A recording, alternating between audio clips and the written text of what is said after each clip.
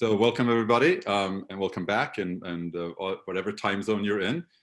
This next keynote session includes a discussion on the complex dynamics of COVID-19 with talks about modeling, prediction, and control.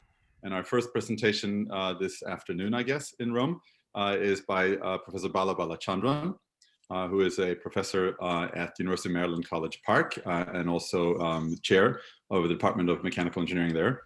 Bala has an extensive track record in nonlinear dynamics, as I'm sure all of you are familiar with, has published several textbooks on both theoretical techniques and computational experimental methods, and a book some time ago on delayed differential equations that he edited. He serves as one of my fellow editors of an ASME journal, in this case of the ASME Journal of Computational Nonlinear Dynamics, and has also served or serves now as a contributing editor of the International Journal of Nonlinear Mechanics.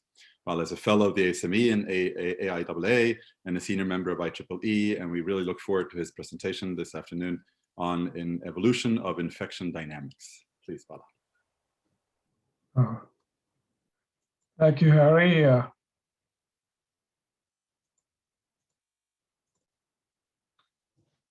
Hope all of you can see my screen. At the outset, I would like to thank Walter Lacara of the University of Rome for this outstanding efforts to get us all together, although be it in a virtual setting. So today, what I'd like to do is share with you some of the learning that we've gone through, in particular related to COVID-19 dynamics. So this is work that I pursued with Dr. Shinbo Liu, who was a postdoctoral researcher last year, and right now is an associate professor at Shanghai Jiaotong University. Dr. Xie Zheng, who finished his Ph.D. and has moved on to work with the data sciences firm. Agustin Jauregui is a sophomore in mechanical engineering, and Christina Nikiforidou is a junior in mechanical engineering at the University of Maryland. So just to provide a context,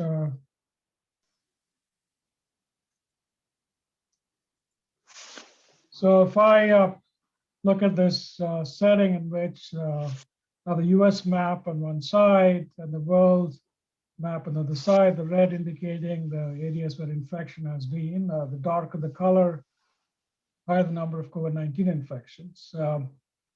So just to provide some context, if you step back to 1918, the Spanish flu took about 18 months to spread across the globe.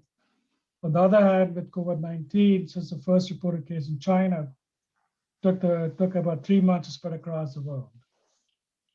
In the US, we're about 28 million and counting in terms of total number of infections.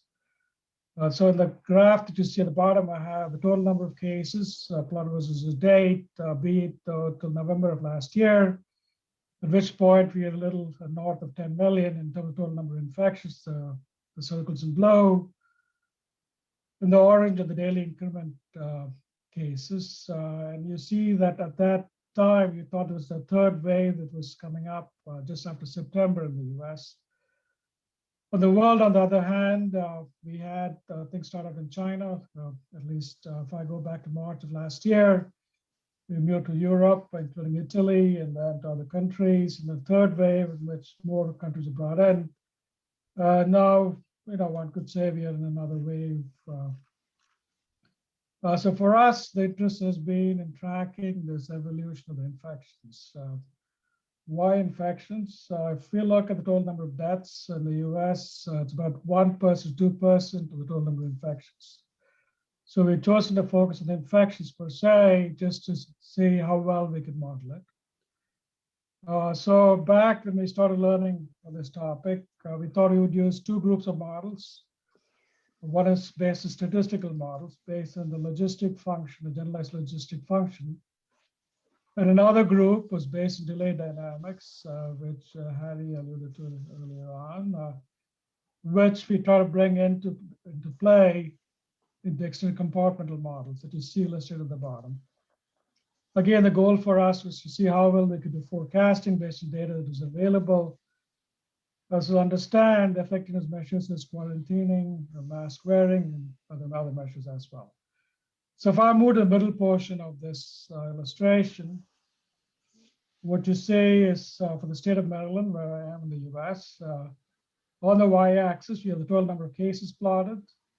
And along the horizontal axis, you have the time, the date plotted. The circles of data that we had at that time. So we could do a statistical fit through this model. And you see the blue solid line is what you obtain using a generalized logistic function. And the colored bands that you see are the confidence bands that one has about it. One could look at the generalized logistic function model as basically two-component model, one being the SFT, the susceptible population, and the AFT being the infected population. Now, moving down to the other setting, the extended compartmental model. SFT, again, is the population that's susceptible to infection. EFT is exposed population. That could include both symptomatic and asymptomatic individuals. IFT is infectious group. QFT is a quarantine group. RFT is a recovered group. And DFT, unfortunately, the disease group. So in our work that we have done, we have focused on extended compartment model to inclusion of this quarantine compartment, as well as looking at the delays in particular between as you go from one compartment to another and so forth. But of course, logistic function has been used in other contexts as well, not just disease dynamics. Plant growth is an example. And the compartmental model has been used for other diseases as well.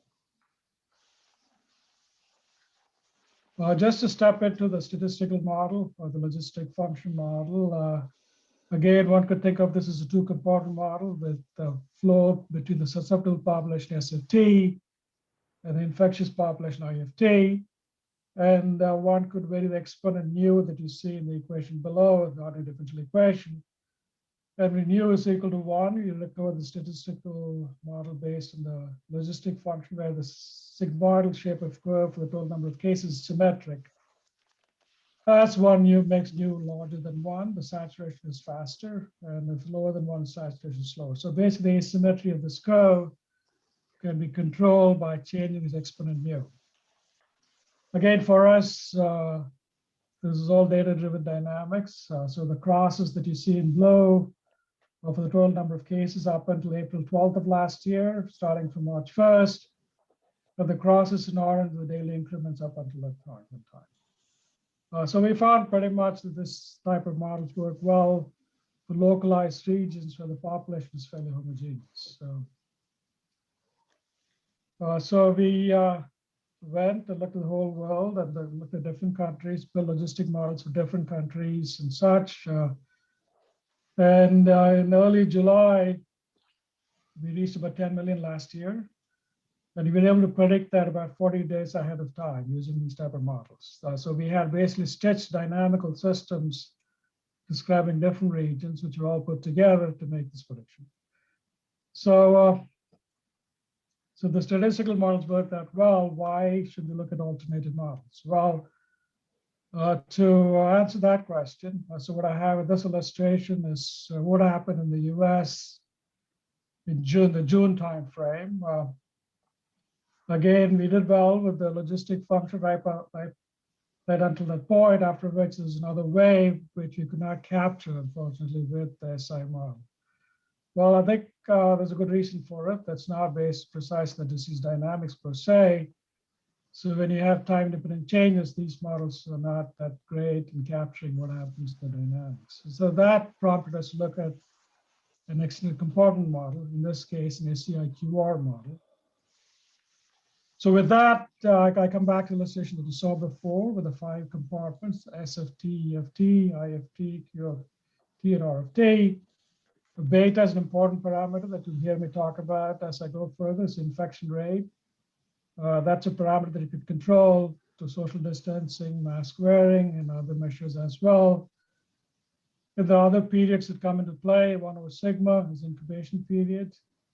That controls the time from exposed to infectious stage. And then you have 1 over delta, the quarantine period. 1 over lambda, the curing period. And then gamma, 1 over gamma is infection recovery. That's recovery period.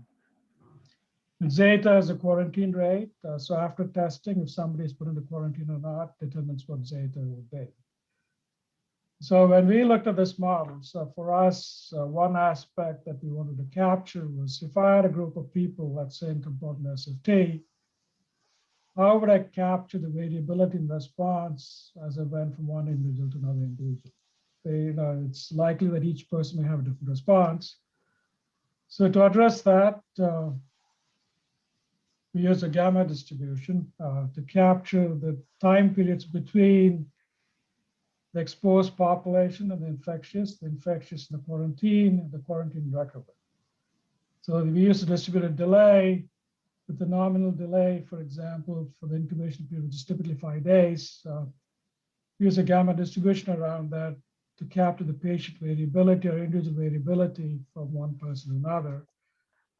And with this, so we have a model now with the distributed time delays. We have 3 of those in this case, going from the E compartment to the I compartment, I to Q and Q to R. The deltas are the flow rates. So with delta SEFT, my SFT out here changes in time. That's what we see in this differential equation out here. And these flow rates are affected by the probability distribution that we choose, and that we can capture through these integral equations. So that pretty much is a dynamical system for us. Here, in addition, we also allow for beta to be a function of time.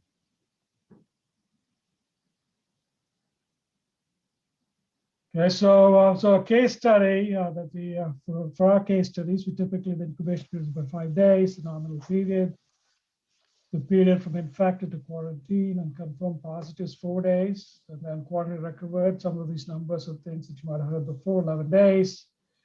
And the total period TI and TQ is 15 days.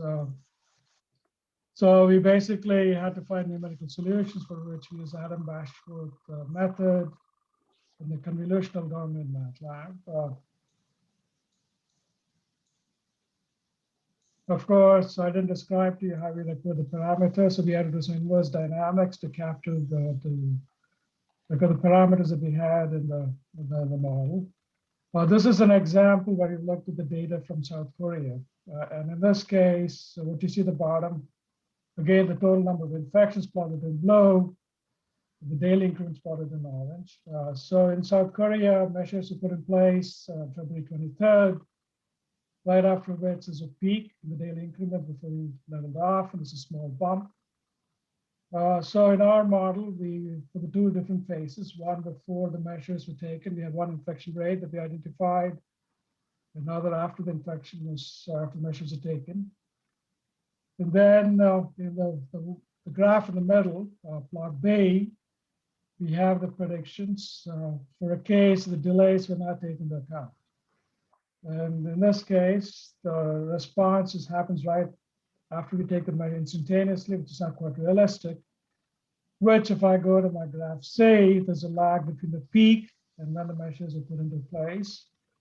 And that helps us answer the question why delays would be important. Another key aspect would be the bump that we saw earlier. The subtle features also something one could capture by taking distributed delays into account.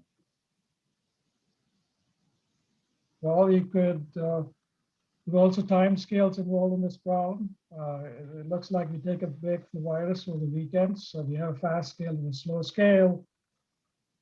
As I take the daily increment data that you see in orange for the US and unravel it, there's a slow scale with reproduction number R0, which if you've not heard of that before, is the expected number of cases directly denoted by one case in a population, where all individuals are susceptible to infection. So that number is something you like to keep it below 1. And you see that in the US, it's oscillated from 4.1 to 0.89 to 1.47, and you'll see go further. So there are different phases, but 8 phases in the US, if you will. And if you detail decomposition, there's also a high frequency phase, which occurs about 7-day intervals. And that we believe numerical system to talk about a 5-day week where you don't take the Saturdays and Sundays into account, and that seems to be capturing the data as well.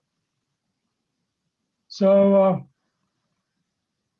so one key aspect that we've been able to follow with this modeling is that in the US, we had 8 phases, if you will, right now. Before we took any measures of phase 1, measures were put into place the end of March. After we put the measures into place, the infection rate dropped. There was a reopening and a protest period that happened in June after the social unrest when the infection rate went up. And then a phase 4, the protest ended. The school reopening phase in the fall, towards the fall, the infection rate again went up. And then the presidential election again, when there were more interactions in the public. The infection rate went up, and after election came back, and now with the vaccine and the new policies and procedures in place, the infection rate has come down compared to what we had before. So this type of dynamics is multi-phased evolution, which occurs in other countries as well, not just in the US, but I'll come to that in a bit. Again, for us, the data is a key. I think we need data to capture this evolution. And we use the data for the US and with the model and data-driven algorithms for identifying the parameters. What you see actually is what we captured up until January of this year. Again, in the US, at least, the number of daily increment infections coming down for the country as a large, but as a whole. And the total increment, unfortunately, has crossed 25 million. So in January, we were a little north of 25. Yesterday, we were about a little north of 28. And the multi-phase dynamics is true in several other countries as well, not just the US. We have had it in China, which had 4 phases, 4 phases in India, South Korea, 6 phases. So this model can capture those type of evolution as well. And of course, in Europe, again, in different countries, one could do the same, the data that is there. Just to indicate or highlight this data-driven dynamics, what you saw earlier was a forecast up to January 23rd for the US. And we're right up until this point, and we include the data up to yesterday. We see that things are nicely rolling off. And again, the data helps us predict these tails very well. So last year at Maryland, at least when we were talking about reopening, the tails was something we focused on to see how quickly the tails rolling off, to see when would it make sense to open up campuses and such. And then if you go to Italy, if I had gone with the data from January 23rd, you see that the daily increment seemed like it's going up. And again, if I include more data, the less today, the things are coming down, as you see in the graph at the bottom. So far we talked about short-term forecasting. The question is long-term forecasting. So when could this virus and the infections that follow, when could all those things happen like a seasonal flu? If one would ask the question, how would you do that? Well, to address that question, we modified the model a little bit with 2 considerations. One, with the group of people who would come back from SFT, RFT to SFT, if the immunity omega is different from 0. So in this case, for the example that you'll see, we assume that people have immunity for about 2,000 days. A lot is not known about this epidemic and the reaction response to it. So in this case, 2000 is just a 5-year window that we picked. And we took a model that's been used before the literature for other disease dynamics, this harmonic excitation model, which is periodic evolution of the infection rate, with delta being infection fluctuation, and the period is 1 year in this case. So with these 2 considerations, we could ask the question, when would the epidemic disappear? So to answer the question, so we looked at 2 different cases. One where the immunity was not lost. So the omega is 0. If omega is different from 0, then you lost some immunity. People from the recovered group are moved back to susceptible population. and the infection rate is 0.3, then we find that susceptible population reaches a threshold value, equilibrium point, and the recovered population in green also reaches an equilibrium point. After, in this case, after about a year or so. So if I had loss of immunity, but if my infection rate is lower, in this case from 0.3 to 0.1, again, one could have an equilibrium that one could achieve. That would mean after that period, the epidemic has disappeared. So that could, these parts could be used to answer questions like when would you reach an epidemic equilibrium, if you will. On the other hand, if your infection rate, is high, it cannot be brought down, and your loss of immunity is not zero, just different from zero. In this case, 5 times 10 power minus 4, which is what we used out here, is about 2,000 days. So in this case, you could have limit cycle behavior. In this case, you see that if I were to plot a graph of SFT versus IFT, I have a limit periodic motion or closed orbit. So we have dynamics like a seasonal flow where things would keep coming back in a period of time, a certain period of time.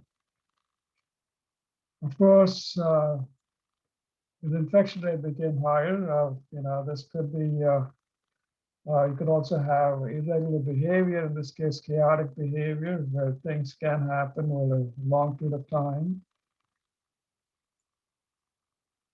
And you could also have phases within which things could be, dormant before they come back up again. So the epidemic could repeat after 40 years. Again, I think this is all speculative. I don't mean to say this is what is going to happen, but it's possible with different parameters that one could have. And it could take 40 years before you hit this a cycle of stable seasonal epidemic.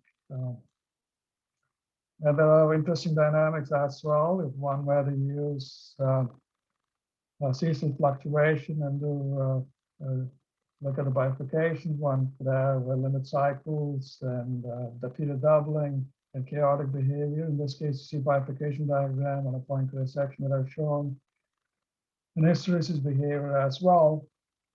So there is quite interesting dynamics of the system depending on the infection rate that we have, and also the fluctuation in the infection as we go through this cycle. So to close, what I shared with you, speaks to in a broader context. When you have extensive data, what could one do? And also in this particular case, there is an interesting connection, or more than one connection we want to draw between public policies and measures in nonlinear dynamics. So stepping outside my talk, is if this is a plot I borrowed from Dr. Bob Martin of the labs. If you look at nature, science, and data, so this data that we have is in the high end.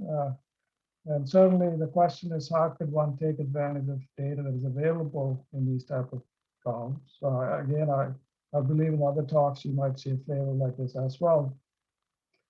So going to my particular talk, I would say that statistical models and computer models are things that we find have useful utility for these purposes. I think, and in our case, we extended it to include discrete time delays and a time-ring infection rate. I spoke to you about the multi-phase nature of it. Later this week, Dr. Schimbola will give a talk where he'll elaborate on that further. Going beyond this talk, in Maryland, the University of Maryland is located in Prince George's County, for which a county like that, a statistical model might suffice. If I go to the state of Maryland, within which this is one of the counties of the US, an enhanced compartment model with distributed delays could work well. And of course, if you go to the whole world, one could use these models like, if you will, for lack of a better choice of words, 5 elements. The dynamical system for each region could be a certain portion of the world where you use an excellent compartment models, and then you stitch them all together to look at the evolution across spatial scales as well as time scales. With that said, thank you for your attention. I'll be glad to answer any questions or comments that you might have. Thank you. Thank you very much, Bala. I think we have quite some time for questions. There is one question in the Q&A. I think you can see it, Bala. It is curious about including missing physics for long-term prediction, as well as how to apply this type of modeling to local policy making and construction. Is that a question that you read? Or? Well, let's start with that one. That one is in the Q&A, so you can probably see it also if you click on it. Yeah. So I think the missing physics is an interesting question. I think the more you learn about this work, you could, of course, adapt that into the model. Another way to approach this problem would be to look at neural networks, for example. And one could also use physics-informed neural networks, where again, the physics would come up for dynamical systems would be able to bring in. So that could be one way to add additional physics. But a key challenge in either case is the parameters that one needs to identify. I think if one went out of a neural network model, the number of parameters that one has to identify could quickly become very large, the tuning and such, so that gets prohibitively large. In terms of the latent variable social behavior, again, that's a very good question. This model is limited in that capacity. We're just looking at the data. The social behavior for us, at least, is partly reflected in the public response and the measures you put into place. When you have the multi-phases, I do think those phases are correlated to social behavior, at least in the US data, that was something that came up. And then about the large countries of the US and Brazil, I think how relevant would this dynamics be for constructing local policies? So that, so the epidemic could be spreading in a different part of the world. So the question of when is it going to come to your country, given the travels and other such. So that, again, needs further study on networks, using networks, which we didn't do in this model. So that could provide some insights as to how something unfolding in another country could come and impact what would happen in your particular country. I know it's a long-winded answer, but hopefully, Americo, that gave you some clues as to what we can do.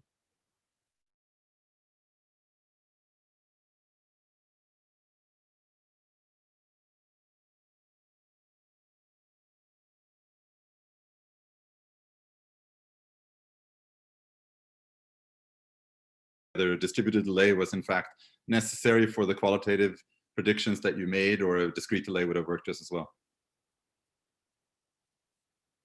I think we have found, I think if the population size is small and it's homogeneous, a discrete delay would have worked. But if the population size is larger, there's more heterogeneity in the population, one would need, at least we found a distributed delay would works better. Now, the question of why we went to the gamma distribution, I think that's not new. It's been used in other disease models. So this is something that's the reason why we went to that model in this case. Okay. Sinat had a question about long-term data on the seasonal flu, whether one could apply, I suppose, your type of model to that to then validate the kinds of predictions that you're making based on existing data on the seasonal flu. It is possible. We haven't done that. It is possible. We haven't done that. I think although the governing dynamical system may have to be different. I guess my question is related to that about long-term predictions. One would need to include the fact that there are new children born, and I suppose significantly older people who pass away. So the compartments get filled in various ways over time. That perhaps is not accounted for in your model, or did you include that also when you made these long-term 40-year predictions, 50-year predictions? No, we did not include that, no. I think that what we had is a fixed sample size that we started with. Yeah, I was going to ask you that, Bala, because that's pretty standard in the SCIR models, just another term to account for birth rates and immigrations, death rates. So it's a minor modification, I think. And then the last one. Yeah, but one could do that in the S dot equation. One could include some. Right. We did that. So. Right. And I guess the last question then from RT here is about the recent variants that have been in the news and in parts of the world where there's great concern, whether they would be accounted for in the beta variable or beta parameter. Yeah, so I don't have a direct answer for it, but my indirect answer is the following. I think that's why I showed a slide where we had the data up to January 23rd and the data up to February 15th. And we're still able to capture the dynamics from a data-driven dynamics perspective without having to differentiate which came from where. Of course, if one had finer resolution, based on the genomics and stuff, one could tease out that information further. But again, the fidelity of data is again a key in those cases. All right. Well, thank you very much, Bala. It's a wonderful talk.